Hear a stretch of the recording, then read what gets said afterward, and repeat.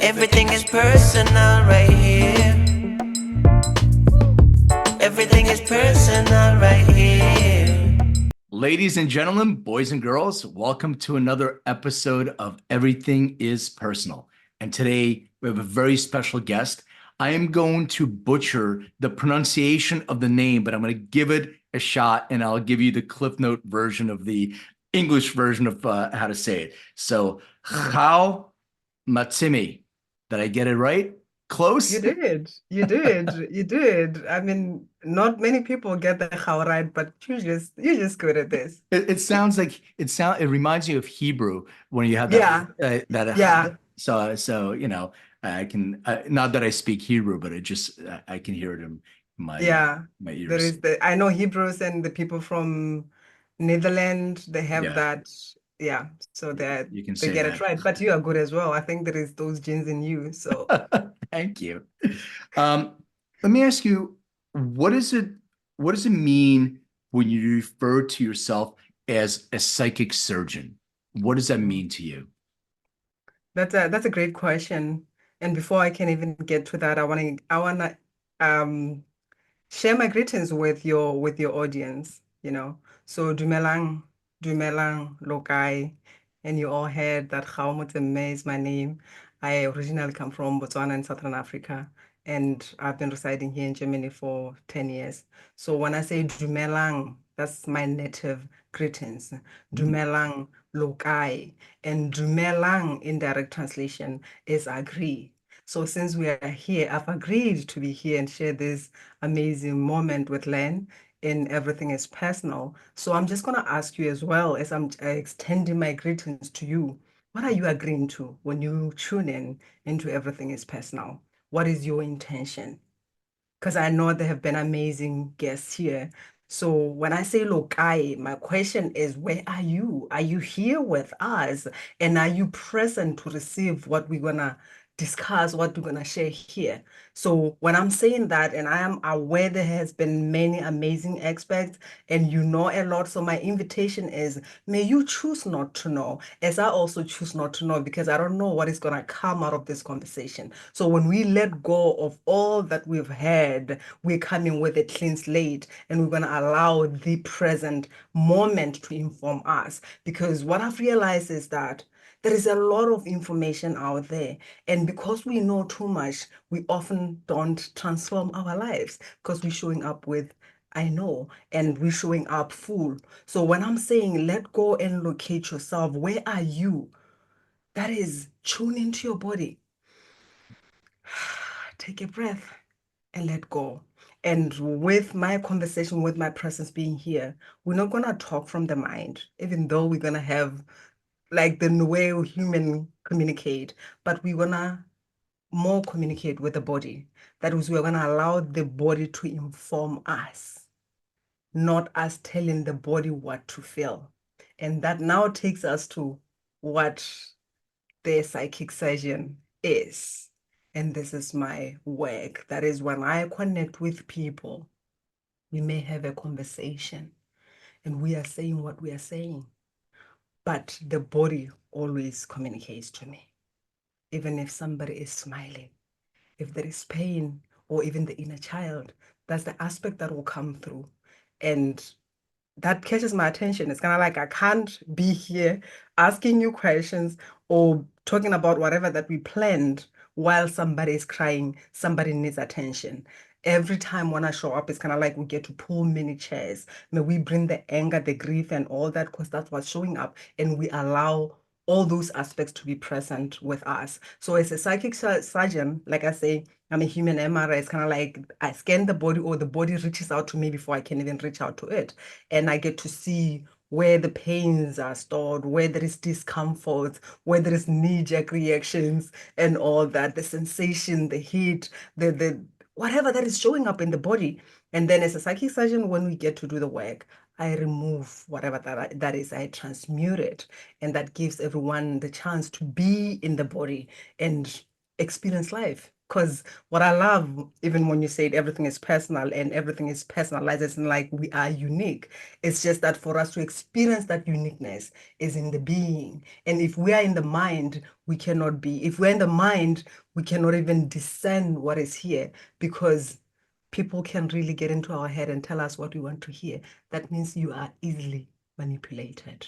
So that in short or in long, that's No, what the I second love that. question is. I love that, and I think it makes, and you're right, and then I have certain things that I want to ask, but being present, I'm just going to flow with what comes through me to you. Some people get stuck in these patterns, right? And you want to be feeling your body, you want to be in a meditative state, you want to be present, but you revert back to habits. And you talk about sort of generational toxic relationships and things that have come through you from generations. How does that show up in an individual? How do you pick up on that first, if it's something that's generational? Yeah, there is a, I would say when it's generational, often it's kind of like it goes towards the feet and it goes out. If it's like there's a word that it expresses itself, but it more comes from the feet. It's kind of like the roots. Mhm. That's where it's kind of like showing up that this is bigger than the parents or caretakers in this lifetime. It goes into the ancestral. So that's how it's registering it. And what happens is more like a mapping. I may come through and then I feel like the heaviness, like something heavy is put on someone's chest, right? And I go there, what is happening here? And of course, there is all the stories, this thing happened and all that. But as we're speaking about that, the patterns are taking me deeper into the body. This is what they affect. If at all they affect the sexual energy, we go there. If at all they affect somebody's safety, I'm just gonna go there. But then at the end, which is like the core, as much as this person is experiencing it, this is where it's coming from. And it always registered whether it's the masculine side or the feminine side. I can discern where that is really based. And it's the same thing as well, even for instance, what is coming to mind right now is like at times when I talk to people and there has been things that have been said that affect how that person either perceives themselves or think, especially critical words, those demeaning words and all that. I'll just hear it if at all it's coming from the masculine. And when I'm saying masculine, we often think, oh, it's just men. But you may have had a parent who was a woman, but embodying the masculine energy. And that's what was coming through. It's kind of like it tears through the ear. Like I'll feel that imprint imprinted in the ear, and it causes either pain. And that means it's kind of like it kind of like anchors in the brain like a mind control, Mhm. so the person get to either hear through that or see through that. It affects how we experience life. Like it creates the tone of how somebody experience life. Are you picking anything up from me? I'm just curious. Um, that's a good question. Like for you, what is coming through, what I'm feeling, I would say the wounded masculine, but it's also like it's more paternal, like paternal side. Uh, That's what I'm witnessing here. Yeah. yeah, I had an interesting childhood. I had a very, I mean, I think now it's looked at as a abusive childhood. Maybe back in the day, it was extremely difficult disciplinary childhood with my dad, physical, verbal. So it took me a lot. And by the way, there's still work in progress. It took me a long time to try to overcome some of that. And there was a lot of anger in me. And when I was able to let that go with from my father, it was like a light went on. It was like a weight was lifted and I felt much lighter. I have an incredible relationship right now. I don't even think about it. It doesn't give me, like, I have a memory of all that stuff, but Yeah. I don't have an emotional anchor tied to that anymore. It doesn't feel like that. So, there was a lot of therapy and a lot of other self-work, but I'm sure there's still a bunch of stuff that Yeah. that is Yeah, still I'm there. glad you say that because like the way it's registered, it goes back to the ancestral, But at the same time, it comes back to, it's kind of like, how did it really affect you? It's kind of like it affected your power. Like that's where it anchors in your solar plexus. It affected you owning your power, Yeah. you know? Yeah. All right, so let's go to your own origin story first, and let's let people know. So you grew up, you said in Botswana, right, in Yes. Africa.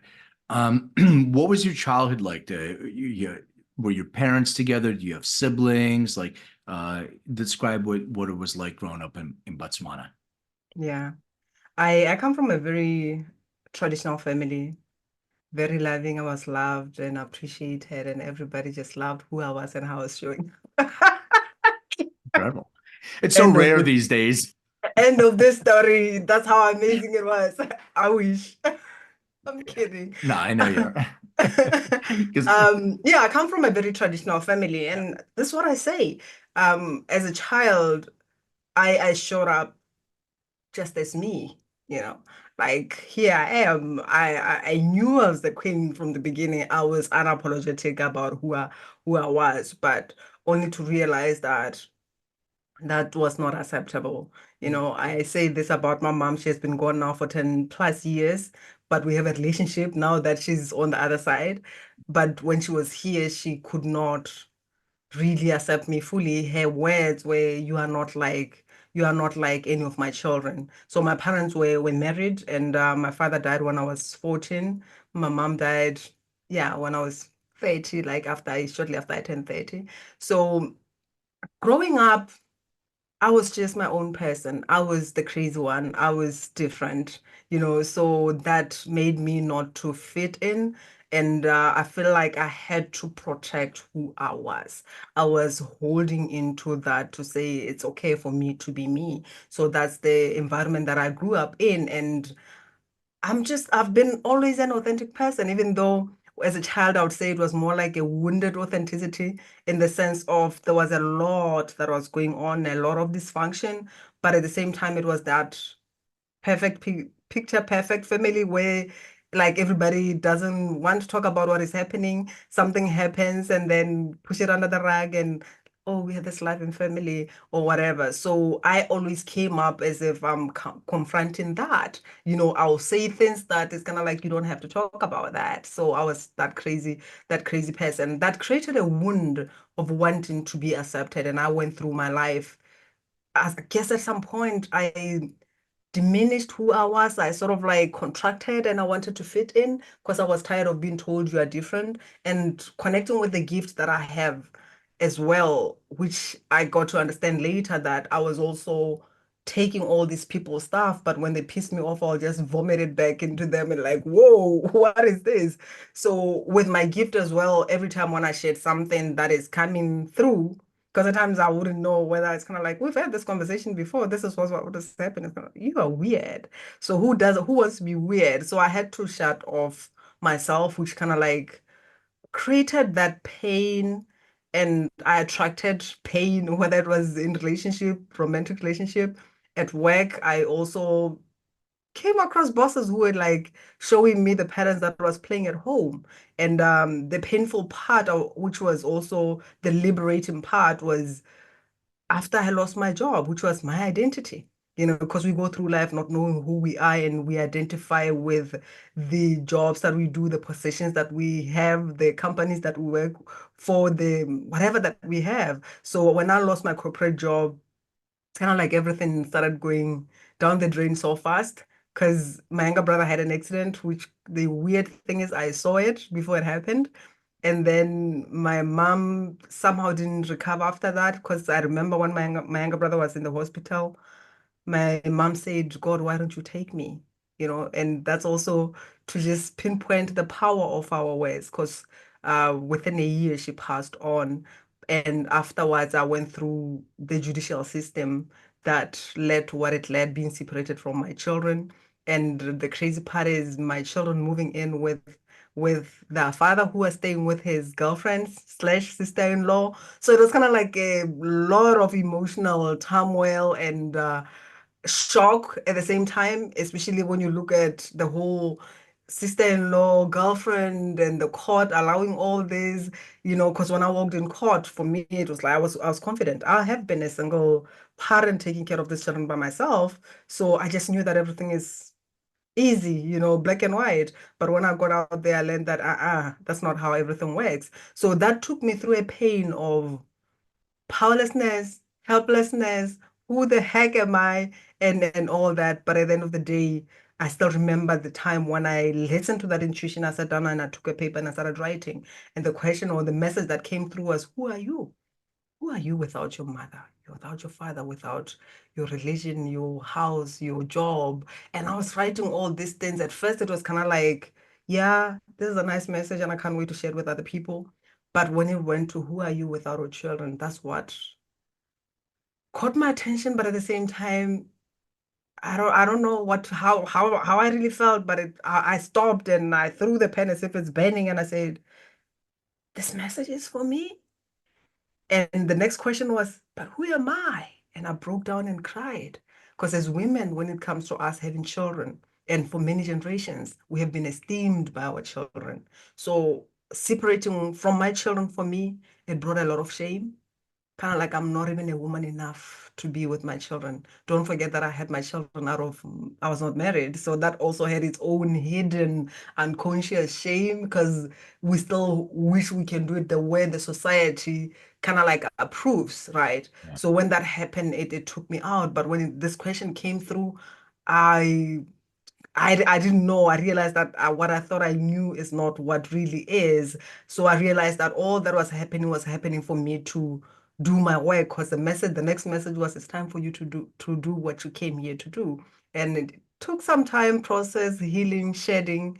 And this is the reason why we are here having this conversation, is because the universe collapsed everything that I thought I knew or that I thought I was, so that the real me can emerge. Yeah, I mean, it's sort of through trauma, it's how we show up sometimes, uh, because we close down executive function.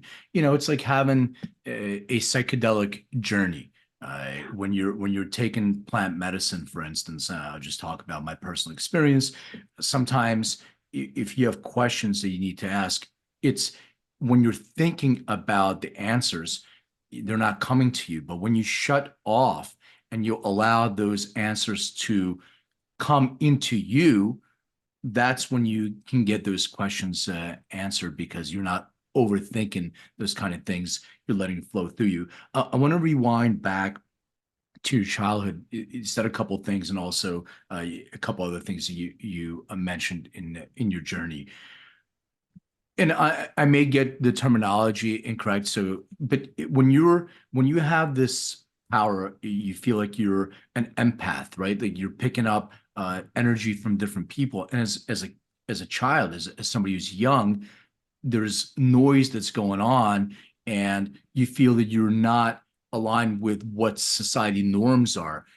When you're going through that, first of all, what kind of child are you? Are you active? Are you looking to do sports? Or you're into something? What did you want to do, and what did your society, your mother or the people around you, who did they want you to be?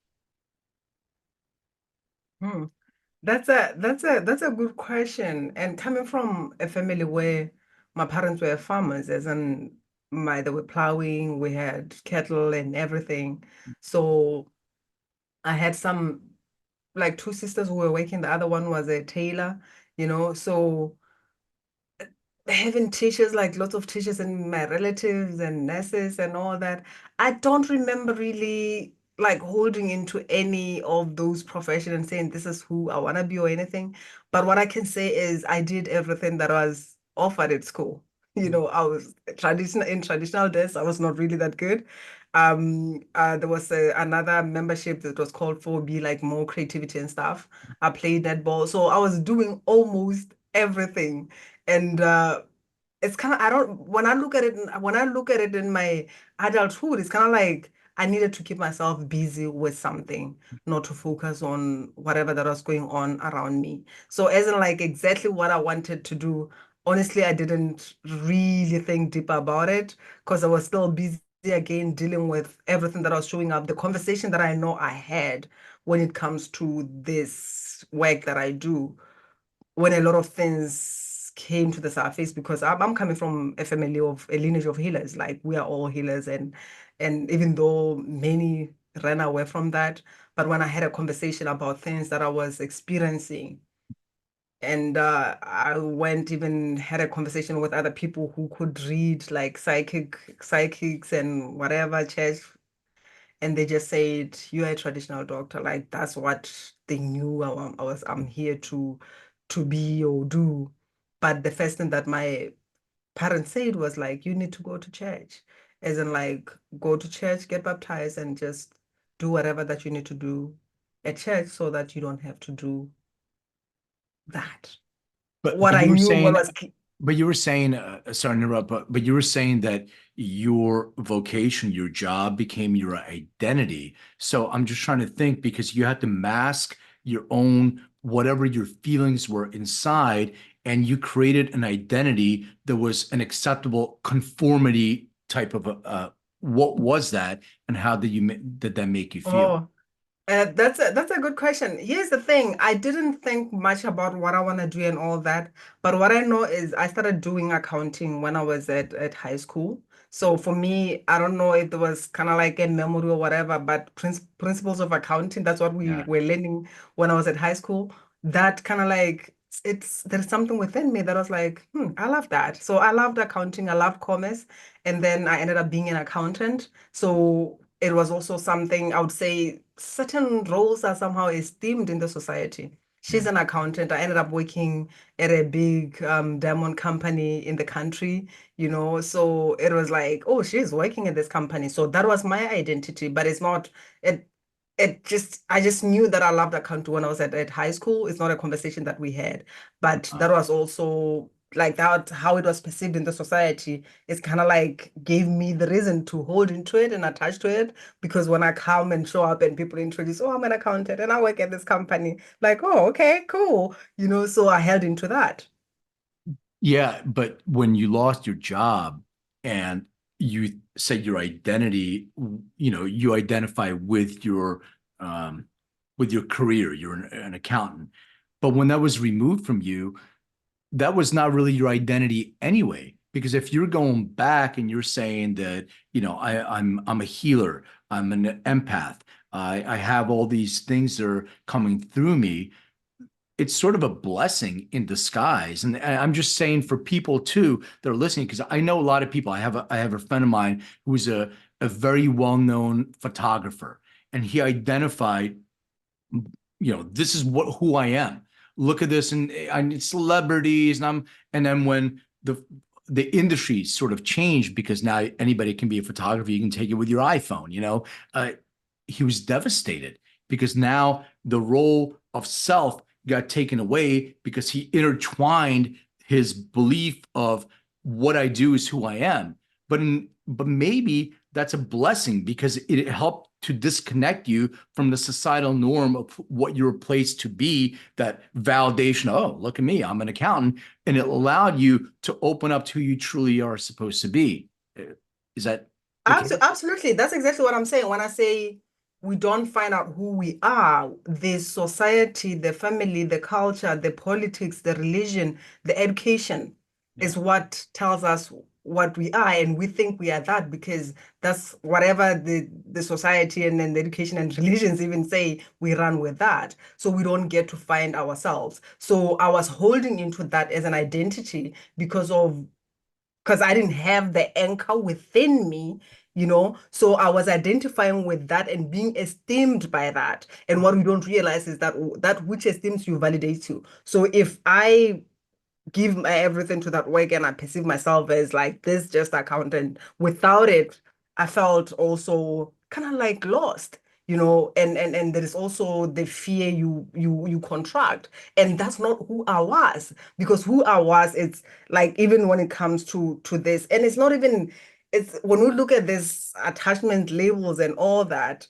it's also something that can limit us. It can be something positive. Even when I say I'm a healer, yeah, but I'm not all that. You understand? It's bigger than that. Yeah. But when you are attaching to these labels, to positions, to qualifications, then you lose yourself. But when you realize that it's just what is. But I'm still this being that is here. And when you look at it again, even when it comes to when you just connected and allowing your soul to express through you, the soul is always exploring. We are always evolving. So when you are attached to something, eventually it becomes stagnant because you are holding into that for dear life. Even it can be as simple as I'm married, because I was married and divorced, Yeah. and I know people who are married for 20 plus, 30 plus, whether it's family, society, and some of them is also my clients who are coming through. They have lost themselves in this. They're afraid of getting out of this despite how uncomfortable it is. And for me, it was also that calling where my now ex-husband was against my calling. Like, that's just crazy. Take this book and read. God does not exist. You can't charge people for that. And all this nonsense, or even when I share something that is happening, or prove to me anything that is not science proven does not exist. Like, it was a conversation that we had at home. So I had a choice. For me to uphold this marriage and let it live on, I have to somehow abandon myself. That is, abandon my truth, turn my back on my calling. And I stood my ground to say, this is who I am without my what, because I know how I feel when I connect to this work. I know how much it helps people. So for somebody to come and tell me that that's not who you are because it's not scientifically proven, I live my life, experiencing things. I knew what I experienced. So why should I go out and say I'm waiting for somebody to prove that this is real or not? So a lot of people lose themselves in the interpretation of others or the validation of others, and they disconnect from themselves. So the magic is in facing yourself. I always say this: when you face yourself, you're gonna have a voice, you're gonna have a name, you're gonna have an identity. Otherwise, you're gonna lose all of that because you are going with what you are being told. Yeah. So I'm divorced as well for like 11 years now. And I would say it was one of the most traumatic experiences of my life, for, and, but liberating as well. Same thing. So, a lot of people have to hit rock bottom and have trauma to be able to come out of their cocoon and allow themselves to be who they're supposed to be. We're tied, you said jobs. Marriage is one of those things as well. Like, you're together with somebody for 20 years, you get into these Mhm. patterns, but you're both growing into, but you're afraid to leave because this is what you're supposed to be. You're supposed to be Ooh, married and have a family.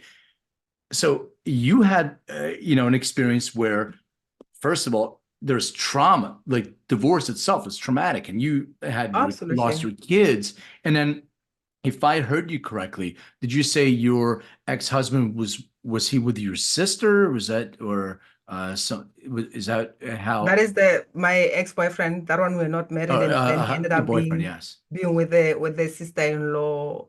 Yeah, that was, yeah. It's like, yeah, I mean, it's trauma, it's turmoil, it's complicated, and in that process, it's like the butterfly that's showing up from the cocoon kind of thing.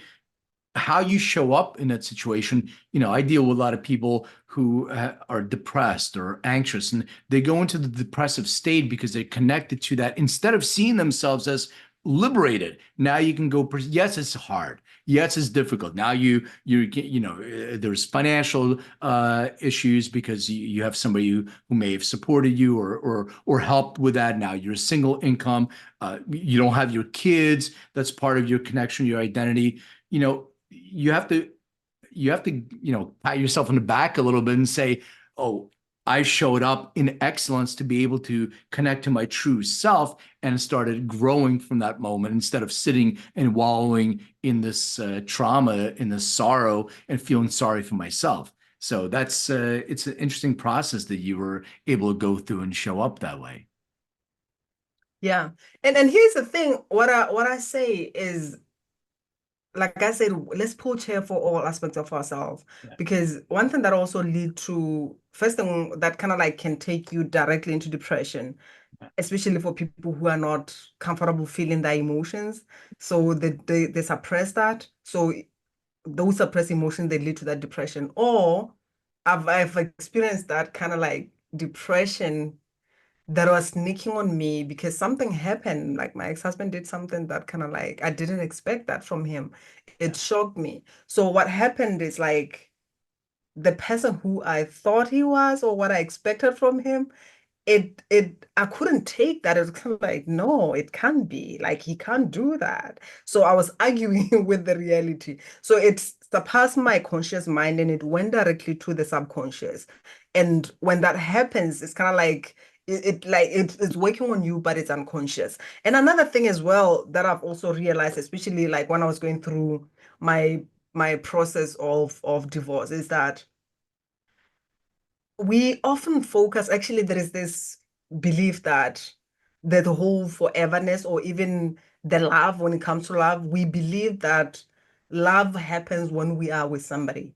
What people don't want to admit is the fact that love is always present in the sense of that connection, spiritual connection will always be present with someone, whether you are with them or not. And loving someone doesn't mean you get to be with them. So people fight how they feel about someone. It's kind of like for me to be able to part with you, I have to make you a monster. And I'm gonna deny the love that I have for you so that I can get over it. And what they don't realize is that when they do that, it's kind of like they're taking also an aspect of themselves that saw itself in the other and also putting it into that cage. So they are losing themselves, they're shutting themselves off.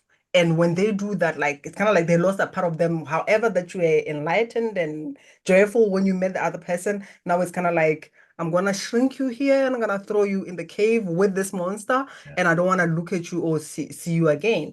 And another thing that also came through is a lot of stuff is not ours. It's not. Because when I was going through divorce, my soul was dancing. I felt this freedom, this liberation. I was ready for this. It's kind of like I knew this was gonna happen. Actually, I knew even the time when I said I do. To be honest, we are not gut level honest with ourselves. We lie to ourselves. Let's just start there. Because Mm. I knew even the time when I was getting married that this is not it. But I just shut that down. So when I was going through the divorce, I was fighting with generations of women. And don't forget that I'm in a foreign country. Yeah. So the whole thing was, it's not safe. What is it that you want? You know, and I still remember even when I called some of the people that were close siblings and all that, and I'm like, we're divorcing. And the first question was, is he cheating?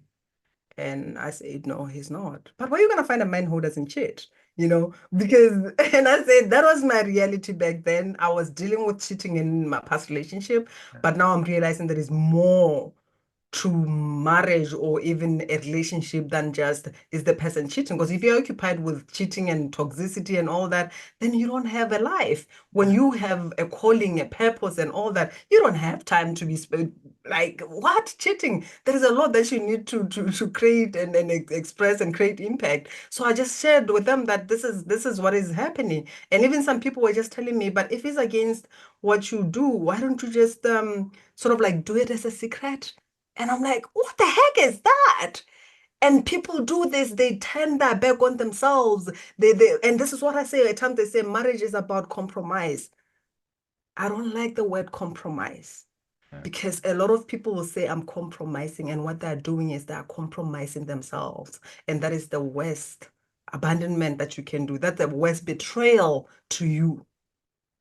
Yeah, you're settling in a situation instead of being true to yourself. Yeah. Having a partner that accepts you for who they are, lifts you up. You do the same to them, and that's a true sort of relationship that people should strive for. I completely agree. And when you settle for less, you're gonna receive less than you settled for. That's great statement. I'm curious about like the actual physical experience when you are experiencing and connecting to someone's energy. What are you physically feeling? Like, how does that manifest in you? I feel how you feeling. I feel everything. I'm asking you a question. then the heart starts to beat. Somebody is like there is fear that is coming through. I'm aware of that. If the knee is moving because there is kind of like a knee-jerk reaction, I get that. So I it's kind of like I become you. And at that moment, I get to know everything that is happening. If at all, let me say we're having a conversation and then something comes through, Mhm. and there is emotions. Somebody feels them and then immediately gets out of it because they have trained themselves not to feel. I'm aware of that. So I just get it. I'm basically you. So at that moment, I'm you. So you talked about patterns, and Yeah. what is your process of pattern interruption, and how do you replace the patterns and maybe, not supporting you? How do you replace them with new patterns, or is that even part of the process? Okay. That's a great question. And this is what I say is when I'm working with someone, let's just start with like one of the first pillars, which is freedom of individuality. That is disconnecting people from the old templates that they inherited and that they're creating life from. So I disconnect people from that. What That's else? that's the generational trauma part, correct? Yeah. So we unplug from that. And after we do that, I connect them to that unique signature blueprint that is bringing in whatever that they need for themselves, which is different. I mean, it's different. It's the same and it's different. You get me? That for someone, if they are experiencing a lot of being disrespected and all that, I get to even go beyond them, go to the ancestors where at times it's kind of like their loyalty is lying outside of them and their focus is external. At times they're experiencing the disrespect because they are also not giving that to themselves. So it's kind of like I'm also unplugging them from that and then bringing the key codes in the divine line where they get to experience that for themselves. And when they have that from within, it's easier for them to even have those boundaries or even to, because if you don't have that, it's kind of like this person is disrespecting me. And you don't realize actually this was my story, to be honest with you. This was one of the patterns that I was dealing with the men that were looking down on me. Who the fuck do you think you are? I was experiencing that a lot, relationship after relationship.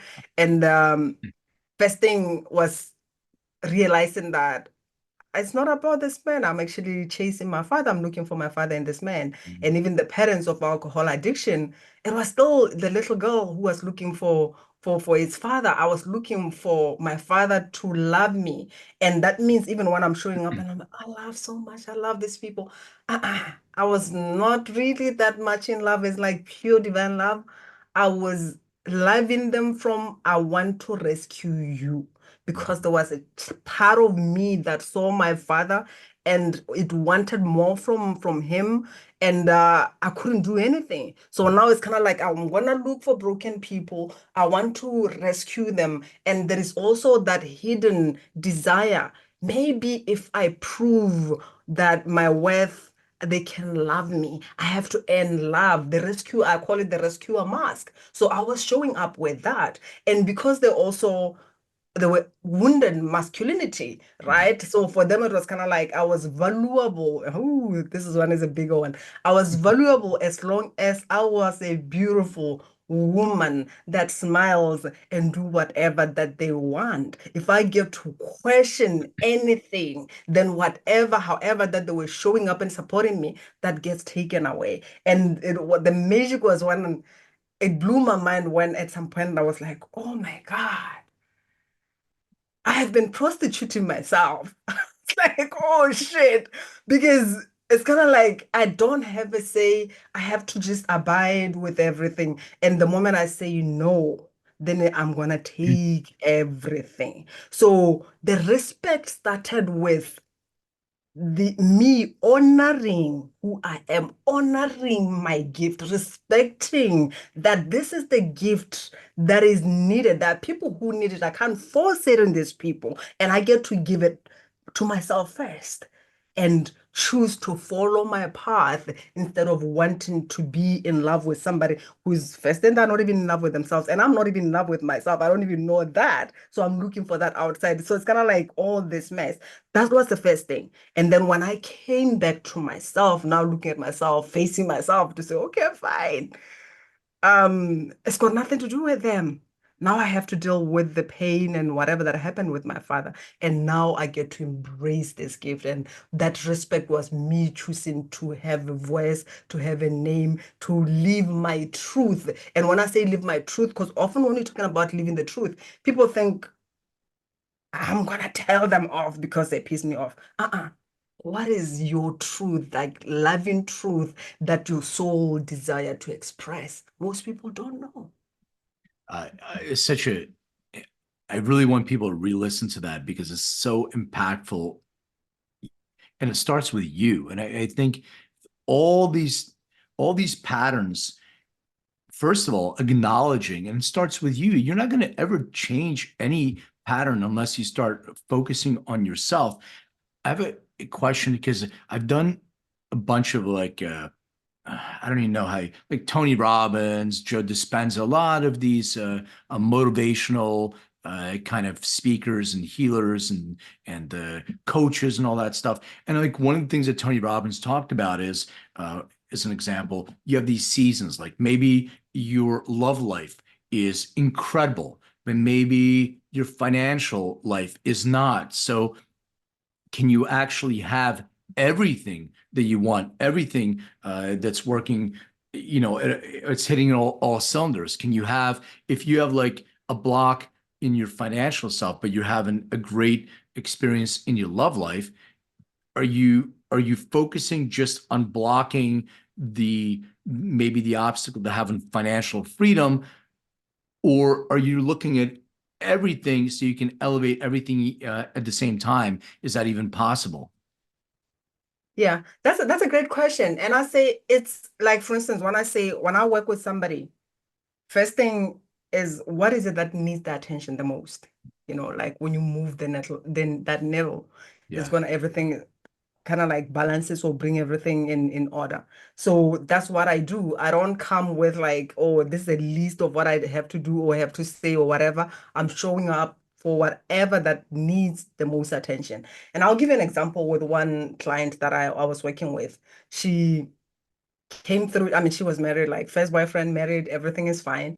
But the only challenge that she had was she had a problem at work with her bosses and all that. She lost her job. So when we started working together, she was not working for 7 years. And relationship wise, it was okay. Like it was okay. The husband was fine. The only challenge is that she was feeling unworthy in the sense of she's used to contribute, but now she doesn't have the resources. But when we started working together, we went back actually because when she said how I want money, and I said the first thing that came through was like, your father is your money, and she didn't have a good relationship with her father. And funny enough, it still goes back to the turmoil of the dysfunction and all that. And she thought she avoided the dysfunction and the whole abuse that was happening between her mother and her father because she met somebody who really loves her. But when we started doing the work, we went to the core issues, as in like the things that she took because she wanted to protect her mom, and she took all the stuff and sometimes sexual molestation here and there. So we worked on all these things. But the father energy was like her money in the sense of the father is the one who was the bread taker. And Yeah. because of the father, how he showed up and like having power over everyone, mistreating everyone, it was kind of like, I don't like this. And since he represents money, I don't like money as well. So he pushed that aside. So when we worked on this templates and yeah, disconnected, deactivated everything, what she even realized is that, oh shit, I thought my relationship was fine, but it wasn't. Because she showed up in her relationship with somebody who also is wounded, but because she's closed off, the man is the one who's kind of like chasing, feeling insecure because she has never allowed this man in. For her, it's like, if I open my heart to this man, he's gonna take advantage and treat me like my father treated my mom. So he was showing up like that. So when we worked, the relationship was okay, so it became orgasmic. Then the finances opened because when we after that 3 months, she got a consulting job that was paying her 90K, Wow. and it was like she was blown away in the sense of The fact that I haven't worked for 70 years, for 7 years, and then all of a sudden it's like all this leadership position and all that, but everything elevated everything. So the financial issue that they had, the intimacy and all that, it all became better. Yeah, I mean, it's so illuminating what you said, and it makes sense when you talk about, in the boardroom and the bedroom because it lifts, Absolutely. but both of those. You said something so illuminating. I'm not a question. I'm just going to make a statement because you said that if you have, and I'm paraphrasing what you said, but you said if you have, let's say your father is a breadwinner, like you were saying, but you don't have a good relationship with your father, maybe there's a connection to the money because it makes you're connecting subconsciously to the bad relationship that you had with the person that represented money in your life, and there's a block that you may not be aware of.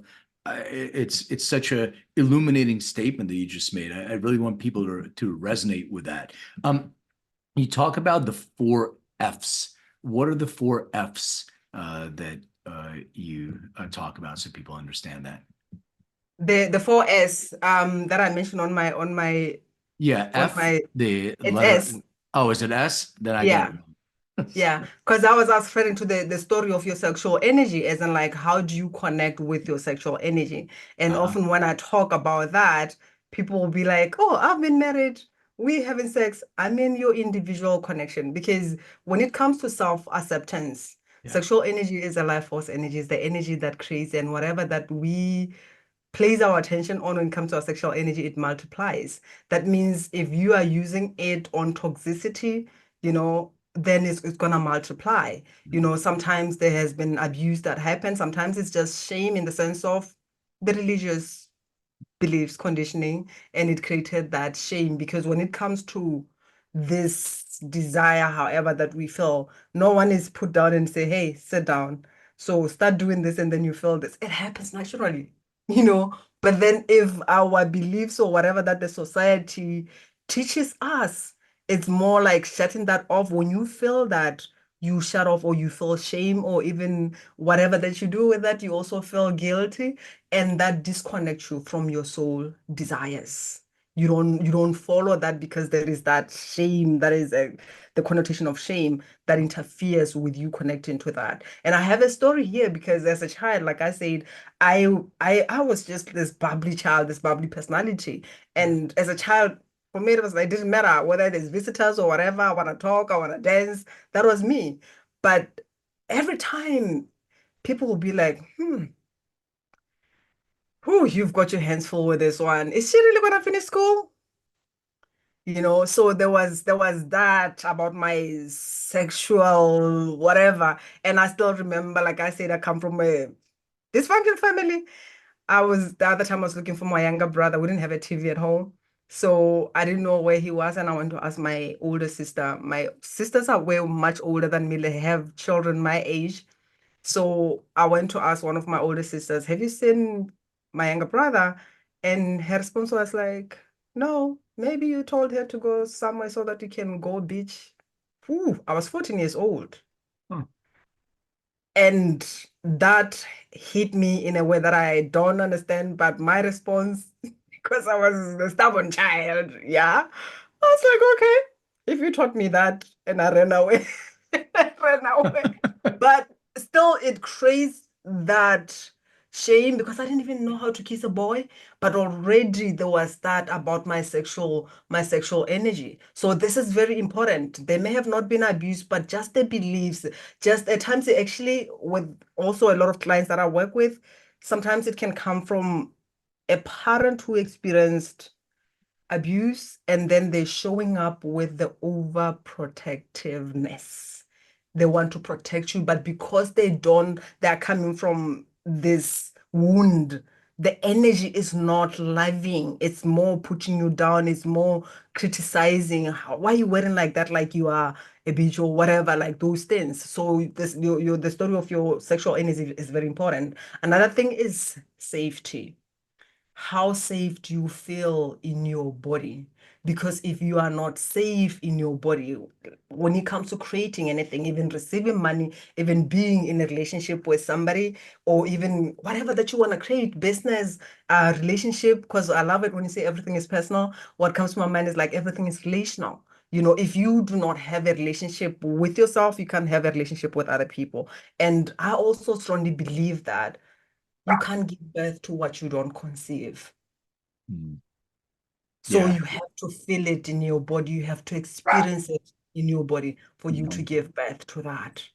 Mhm. And Yeah, it another makes S total is sense. Yeah, sorry. another another S is the support. Mm.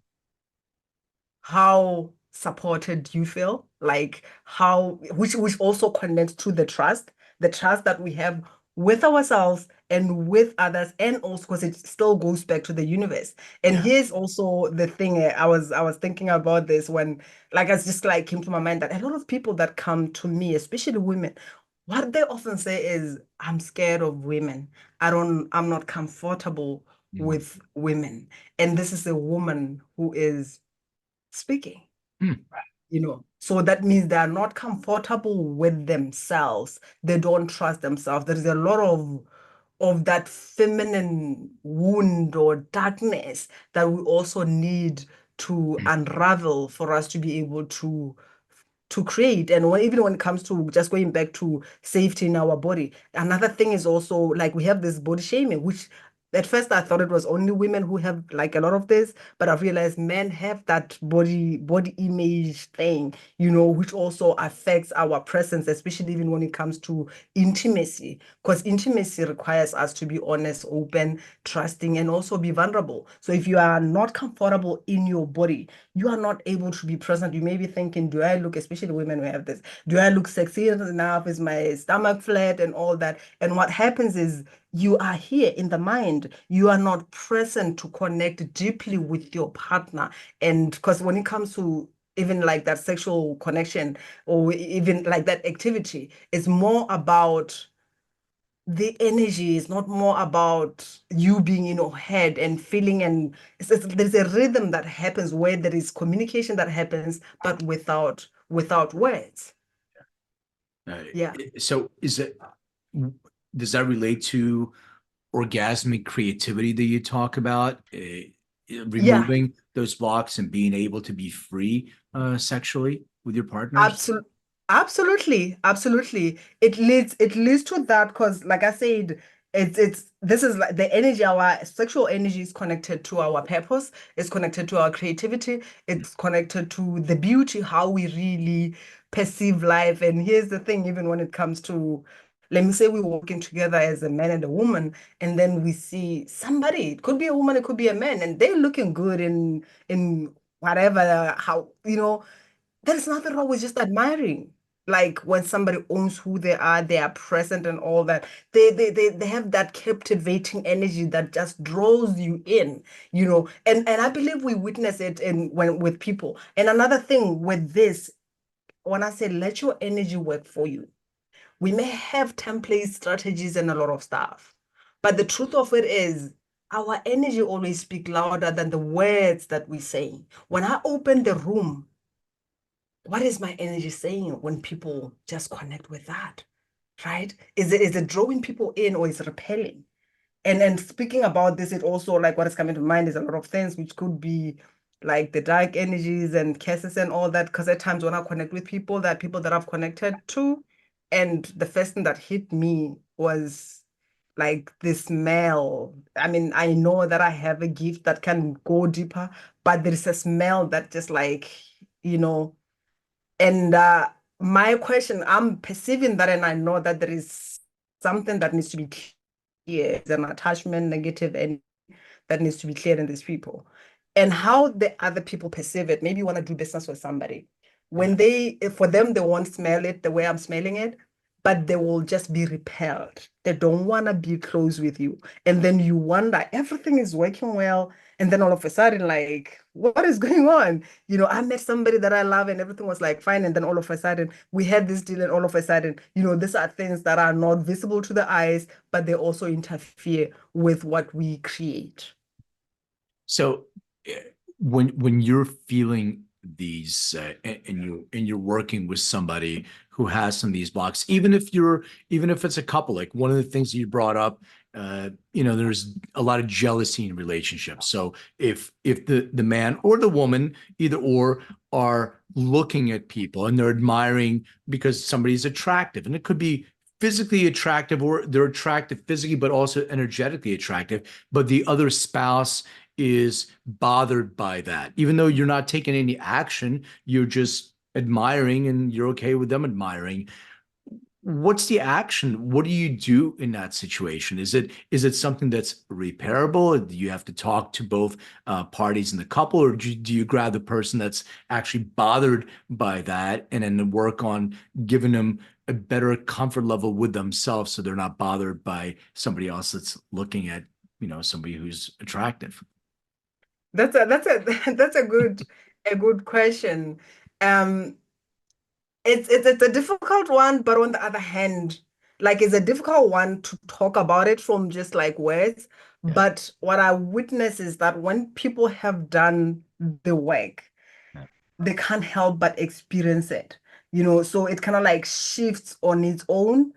And like perception upgrade, DNA upgrade, because that's what I do, brain rewiring, Yeah. and they get to perceive things from just the beauty that surrounds them, rather than somebody's gonna take something from me. And the most important thing that I also talk about here is also communication. We don't have that open communication, and or communication actually even starts with first thing eliminating judgment. That is, often we don't get to communicate because either someone is coming through with different perception, right?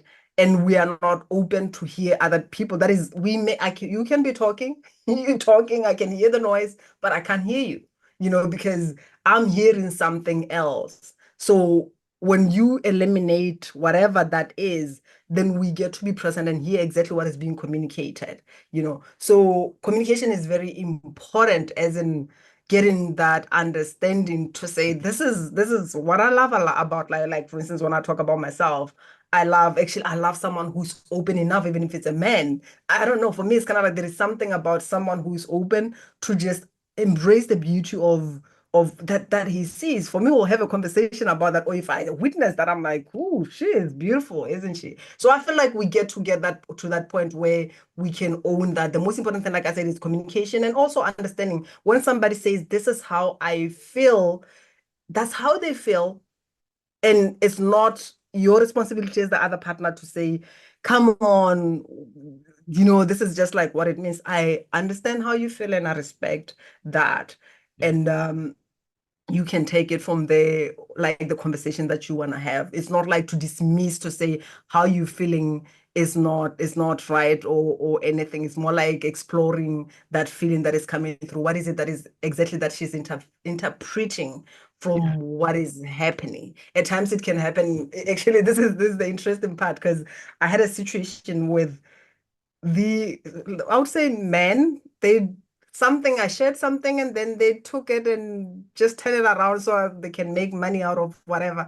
So it pissed me off. It pissed me off. I was just like, and what I realized when I was aware with that, I realized that it also triggered the wound that men always do this. You understand? So I allowed myself to process that. At times it's just that separation where you need to give somebody some time to process that. Mm. And but at the end of the day, the trigger, the core of the thing is theirs to deal with. What you can just deal with is just like respecting how they feel. You don't even need to explain yourself. If they are open, then you can have a conversation deeper, which I believe is something that should be had, to say, let's just talk about this beauty that is present. So speaking about this man and whatever that they did, I was triggered, and rightfully so. But at the end of the day, what it brought me back to, I also realized that sometimes we jump on to judge people on one thing that they did, not also looking at the fact that we are also not perfect. We can make mistakes, and there are also some great things that we did. So when it comes to the sexual energy, the attraction, and all that, it's also putting in mind that there is this, or even if the person, let me say, the person may be jealous because it's kind of like, wow, you don't appreciate me that way. and what is it that you appreciate about that person? It's a deep thing, but there is a deep wound here that Yeah. may need to be looked at before somebody can really embrace the beauty that is around them and that is in other people. For me, I would prefer, like a lot of my clients after we work together, they are open to having that deep conversation. And this also, I feel like it also kind of like takes care of the cheating, Yeah. right? Where someone may be like being attracted to somebody, they love that. But if they don't get to talk about it and explore that, then it's kind of like it develops into something like someone feels the need to go and chase that thing, but when you talk about it, you can just like, oh, it was just beauty, it was just an attraction that is surface level. We don't allow ourselves to go there. The same thing as like connecting a man and a woman at a deeper level, eyes looking in others' eyes and all that. Even partners, there are partners who they have been married, they make love, but they don't even know how to look at each other's eyes because they're afraid of that deep intimacy. It's lots of And wounds there. so interesting. I was going to ask you, a follow up on that. If a couple is having good sexual energy for some time, but then they're not. Something happens that, it becomes routine or something like that. Is that a symptom of something else that's going on with one or both of the partners? And is it something like that's a flag, something is going on? And it doesn't necessarily have to be, oh, I'm used to you, there's nothing new and fresh. It's something that's within yourselves. How do you reestablish that, I guess, orgasmic creativity again with your partner? That's a great question. I love it. Here's the thing. First thing, I'm just gonna go back to the beliefs. Oh, it's people will just say it's just normal that after some time, like sex and whatever, all that fades off, which is bullshit. Or with age, bullshit. So we have the beliefs. That's what happens. And like you said as well, when I say people do not have an individual connection to this relationship, that's exactly what I mean. Some like we that is just like there's a wild side and a wild man, wild side of a woman, and as men as well, we want that. But our beliefs, first thing, they have sort of conditioned, compartmentalized all these things. But the truth is, whatever that you take care of blooms in the sense of if you are investing in your personal growth, in your healing, your sexual energy, intimacy, it's something that also needs to grow as you are growing. That means being open to talk about even your desires. People don't share with our partners exactly what they desire. And when I'm saying sharing, it's more it doesn't mean that I want you to do what I like whatever that I desire, but can we just be open to just share exactly this is my fantasy, this is what maybe the other person is open to that, but just sharing to say I'm not forcing you to receive this, but I'm just sharing this is my desire. We don't go there because we don't want to be perceived like I don't want my husband to perceive me as whatever. I don't want, so we then it becomes monotonous because we are repeating the same thing. We don't allow everyone to open up. We don't allow ourselves to grow in this area. And the big part also here is what I feel is not evolving, becomes stagnant, is the sexual activity when it doesn't have the soul in it. You understand? Because the soul connection is when you are connected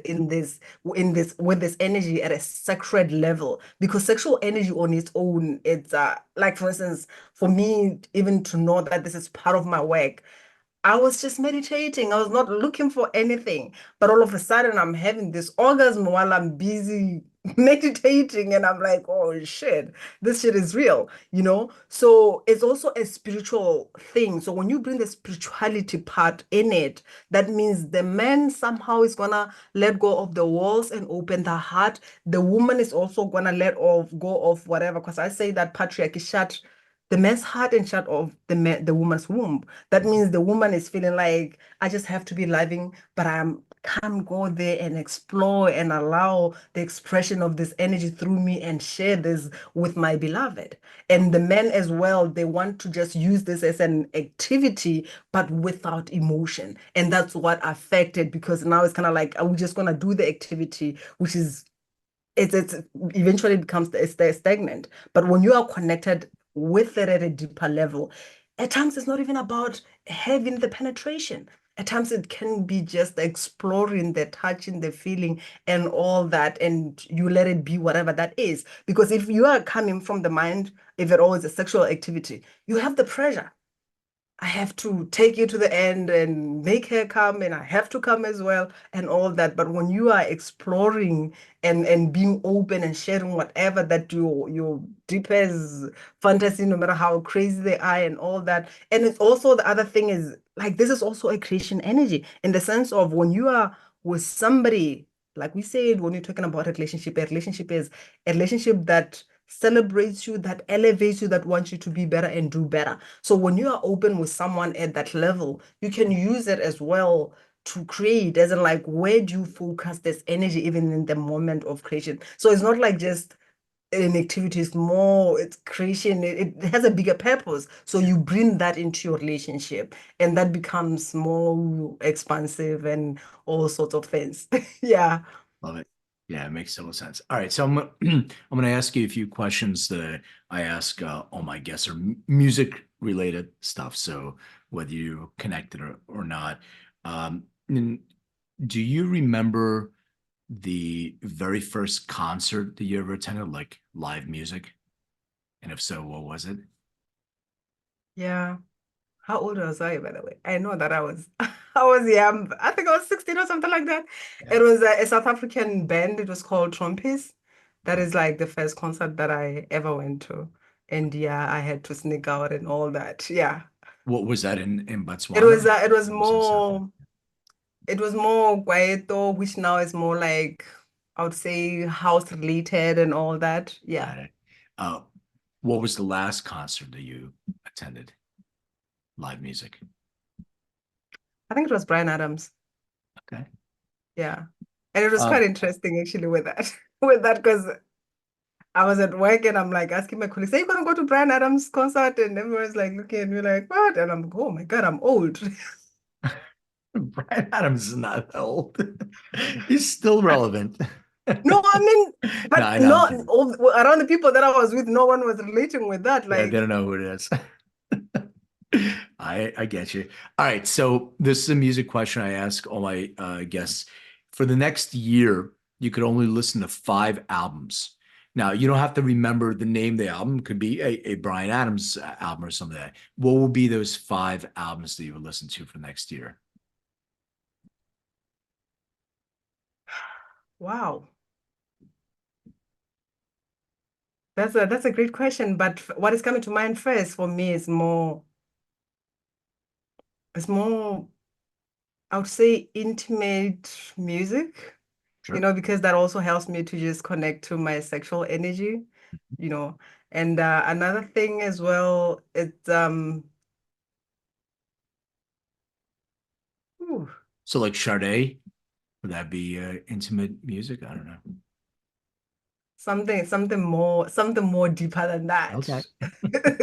Sade is more like I would say it will come into the soul part, the Uh, like soul music, that will be also a part of it. And I'd also look for something dancey, something that I can dance to because I also love to dance. yeah. So that has to be a part of it. And another thing would be something with drums. I love something that kind of like activates that spiritual thing within me when I hear some drums and it has those melodic, I don't know, I guess you understand that Uh, like kind of like you time travel while you just being present with that. That'll be a part of it. Yeah. And I think that's more like it. yeah. Yeah. Okay. So final bonus question. Please describe what your room looked like growing up. Whichever room that you resonate with. growing up, Yes. that is as a child, Yes.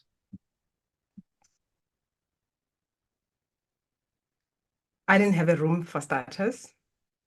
Whatever room that I was in, I was with some parents. So,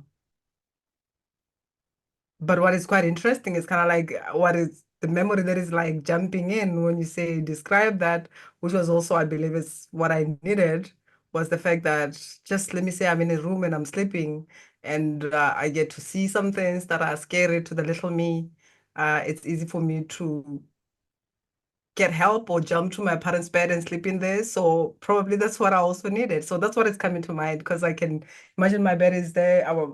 Was sharing my bed with my younger brother when I was a child, and my parents' bed was on the other side. So at times when I'm having like those visions and all that, then they were present at that moment. Yeah.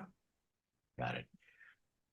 Where can people connect with you? Where can people engage with your services or social or anything else? What do you want people to know? Yeah, I'll share a link with you, which is what I call orgasmic clarity, and that is for people who are committed to finding out about my programs. And if you may be looking just for a one-off thing, go to my website. I'm doing this lately. I haven't been offering once-off sessions, but I've just started offering them because I'm trying to reduce the number of people that I get on the call with. Because when I jump on the call with somebody, like I said, I become you, one or the other. So if at all you are not committed to clearing your stuff, or you leave me holding this stance, I don't want to do that. If at all you don't want to release it, if you are ready, like, hey, I want to jump in and whatever that it takes, I want to do something about this. Let's jump on the call. Otherwise, I don't want to jump on people and see all these things because there's a lot of negative energy and stuff like that, and people are comfortable in that pain. So if you are comfortable in your pain, you are not the right person to jump on the call with me. Yeah, Yeah. no, I know what you mean. I used to be, I used to have a coaching practice, and people would come, and people have told me in the past maybe I have some empathic qualities, or but people would come for, and they would bring people that had a lot of damage. I'm not sure if I was equipped to handle that, and it would like sit in me for long periods of time. So I completely understand Yeah. with your gifts and what you have. You resonate with that because you take that energy from other people. It can be really difficult. Yeah. And for my audience, I want to thank you again for sticking with us and listening. And I hope you got a lot out of this. I know I did. And thank you for your wonderful reviews. Thank you for buying my book, Making Cannabis Personal. And Hal. Yeah. Yes. I want to thank you so much. I think what you're doing is amazing. I think that people really need to understand that there are other dimensions that we don't even talk about quantum and all that other stuff, but there's things that people don't see. It doesn't mean that it doesn't exist, and be able to Yeah. trust and connect with somebody who can actually see things in different ways that you may not. I really highly recommend connecting with you and going through that journey together. So I really appreciate you being on and sharing. So thank you so much. Thanks for having me.